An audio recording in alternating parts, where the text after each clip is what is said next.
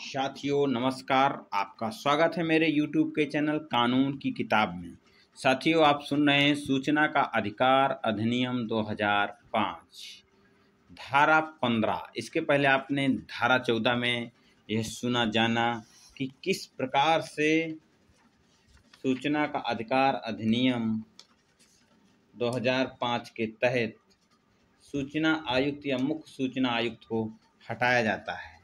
अब अध्याय 4 राज्य सूचना आयोग धारा 15 राज्य सूचना आयोग का गठन कैसे होता है।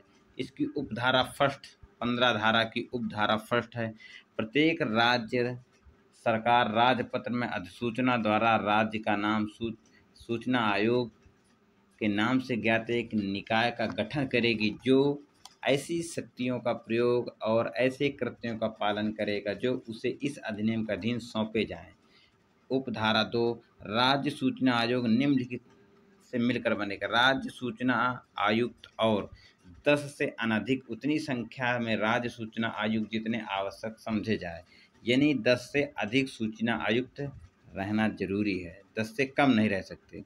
उपधारा 3 राज्य मुख्य सूचना आयुक्त और राज्य सूचना आयुक्तों की नियुक्ति राज्यपाल द्वारा की जाएगी। यहाँ जानने की ज़रूरत है कि राज्य सूचना आयुक्तों की जो नियुक्ति है वह राज्यपाल के द्वारा की जाएगी, जो निम्नलिखित प्रकार से है। नंबर 1 है मुख्यमंत्री जो समिति का अध्यक्ष होगा। नंबर 2 विधानसभा में विपक्ष का नेता और मुख्यमंत्री द्वारा निर्देशित किए जाने वाला मंत्रिमंडल का एक सदस्य होगा।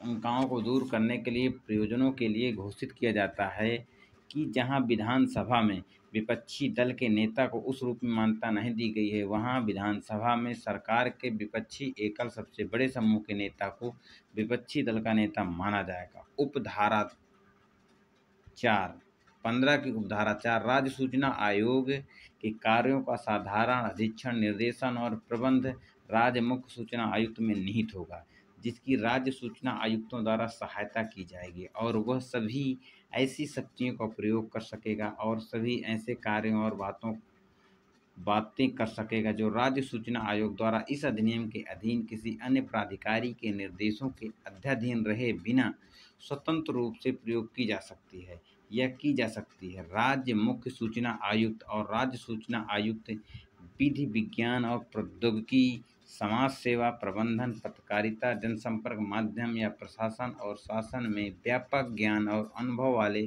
समाज में प्रख्यात व्यक्ति होंगे। राज्य उपधारा 5 पे एक बार पुनः समझना है। राज्य मुख्य सूचना आयुक्त और राज्य सूचना आयुक्त जो बनाए जाएंगे व्यक्ति वह विधि विशेषज्ञ होगा, विज्ञान और प्रौद्योगिकी, समाज सेवा, प्रबंधन, पत्रकारिता, जनसंपर्क माध्यम या प्रशासन और शासन में व्यापक ज्ञान और अनुभव वाले व्यक्ति को नियुक्ति होगी। उपधारा 6 राज्य मुख्य सूचना आयुक्त या राज्य सूचना आयुक्त यथास्थिति संसद का सदस्य होगा, किसी राज्य या संघ राज्य क्षेत्र के विधानमंडल का सदस्य नहीं होगा या किसी कोई अन्य लाभ का पद धारण नहीं करेगा या किसी राजनीतिक दल से संबंध नहीं करेगा या कोई कारोबार नहीं करेगा। उपधारा 7 कहती है राज्य सूचना आयोग का मुख्यालय राज्य में ऐसे स्थान पर होगा जिसे राज्य सरकार राजपत्र में अधिसूचना द्वारा विनिर्दिष्ट करे और राज्य सूचना आयोग राज्य सरकार के पूर्व अनुमोदन से राज्य में अन्य संस्थानों पर अपने कार्यालय स्थापित कर सके। आयोग का गठन राज्य सूचना आयोग बहुसदस्यीय निकाय होगा। इसमें एक राज्य मुख्य सूचना आयुक्त और कम से कम एक राज्य सूचना आयुक्त शामिल होगा। वीरेंद्र कुमार बनाम PS राणा AIR 2004। मुख्य सूचना आयुक्त के कृत्य राज्य मुख्य सूचना आयुक्त के कृत्य हैं न्यायिक शक्तियों का प्रयोग करना, प्रशासनिक कृत्यों का निर्वहन करना, आयोग के मामलों का प्रबंधन करना और निर्देशों को जारी करना। आयोग की न्यायिक शक्तियां राज्य सूचना आयुक्त की न्यायिक शक्तियां राज्य मुख्य सूचना आयुक्त के समान हैं, किंतु प्रशासनिक शक्तियों का प्रयोग केवल राज्य का मुख्य सूचना आयुक्त द्वारा किया जा सकता है। लोकेश चंद्र एवं अन्य महाराष्ट्र बनाम मामला जो 1900 AIR 2009 का है।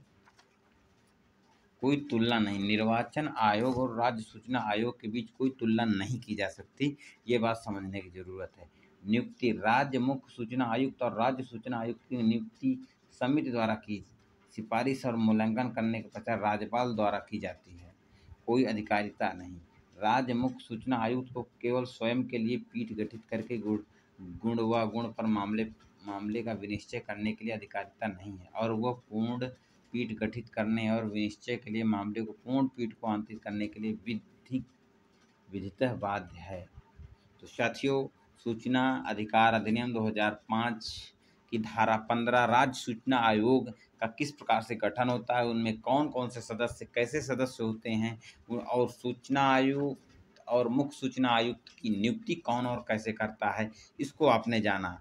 अब धारा 15 की यहीं पर ख़त्म होता है। धारा 16 जो पद अवधि और सेवा शर्तें हैं, इसको सुनने के लिए मेरे चैनल को सब्सक्राइब करें, बने रहें और अगली धारा का इंतज़ार करें। नमस्कार।